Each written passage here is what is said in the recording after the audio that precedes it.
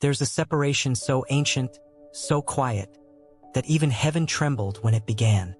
A hidden divide not between nations or empires, but between hearts. And though few see it, it's written in every prophecy, whispered through every divine warning, waiting for its final unveiling. Long before the first trumpet sounds, before the stars fall from the heavens, and before the great day of judgment, the scriptures reveal a pattern, a sacred rhythm of separation. It's the moment when light stands apart from darkness, when truth refuses to walk beside deception, when the faithful are quietly set apart, even before the world knows what is coming. Every generation has seen its own version of this separation. In Eden, when Adam and Eve stepped beyond the boundary of trust. In Noah's days, when the world mocked righteousness and only 8 souls entered the ark.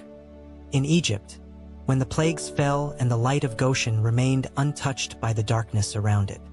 Each story, a mirror, a prophecy, a shadow of something greater, each one whispering, "It will happen again."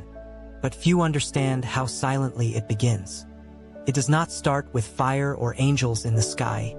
It begins in the soul. There is a moment when God begins to draw lines no man can erase. He separates those who listen from those who only hear, those who obey from those who merely agree, and those who love him in comfort from those who love him through pain. Prophecy doesn't just warn of the events that will come. It warns of the condition of the heart that precedes them. Before the flood came, there was corruption. Before Babylon fell, there was pride. Before the final separation, there is always a choice. And that choice is happening now. You see, the greatest separation is not between the saved and the lost, not yet. It's between those who still hunger for truth and those who no longer notice when it's gone. The world calls it progress, enlightenment, freedom. But the heavens call it forgetfulness. A slow fading of reverence, a quiet surrender to comfort.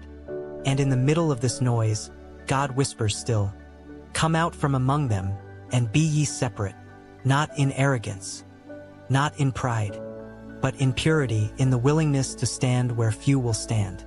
Every prophecy carries this hidden warning. When truth divides, it also reveals. It shows who belongs to the light, not by their words, but by their endurance. Because when the days grow darker, faith becomes visible. It burns brighter against the shadow. So, what if the final separation isn't a sudden event at all, but a slow unveiling? What if it's already happening, in choices made daily, in compromises accepted quietly, in hearts drifting softly away from the voice that once stirred them? Maybe that's the real prophecy, not of destruction, but of exposure. There's an unsettling line drawn in Revelation, between those who bear the mark of the Lamb and those who follow the beast. But that mark doesn't appear overnight. It begins in allegiance, in affection, in what one loves most. Prophecy isn't simply foretelling the end. It's exposing what every soul is becoming. The hidden separation begins there, long before the world sees the difference. And perhaps that's why Jesus warned, "Two will be in the field, one taken, one left," because on the surface they look the same. Both work, both live, both believe they are fine, but only one hears the whisper when the master calls.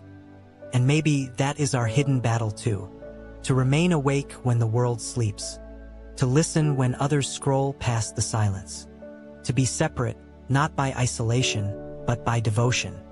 For prophecy was never meant to scare, it was meant to prepare. It's God's way of saying, "I see what's coming. Stay close." Yet, even in this separation, there's hope. Because separation is not rejection, it's refinement. God doesn't divide to destroy, he divides to define. Like a gardener pruning the vine, he removes only what would stop the fruit from growing. The pain of separation often hides the purpose of salvation. So when the fire burns and when people walk away, when truth feels lonely, remember this: you're not being abandoned, you're being aligned. He's setting apart those who still carry his voice into a world that no longer listens. And as prophecy unfolds, the line grows clearer. Not to punish, but to reveal. Because every warning in Scripture, from Isaiah's lament to John's revelation, points back to one truth: Before God judges the world, he always separates his people. And when that moment comes, the world will not understand. They will see division, but heaven will see distinction. They will see conflict, but heaven will see calling. The line between them will not be drawn in sand, but in spirit. The prophets saw it. Daniel saw it in visions. Jesus spoke of it in parables. John witnessed it in Revelation, the Lamb standing with those sealed, while the earth followed another voice. And still, the question echoes through every age. Which voice do you follow when the world goes silent? Perhaps, the hidden separation isn't waiting for the end of the world. It's waiting for the awakening of the heart. Because when every prophecy is fulfilled and every secret revealed, the greatest divide will not be seen in the sky, but in the soul. And maybe that separation has already begun.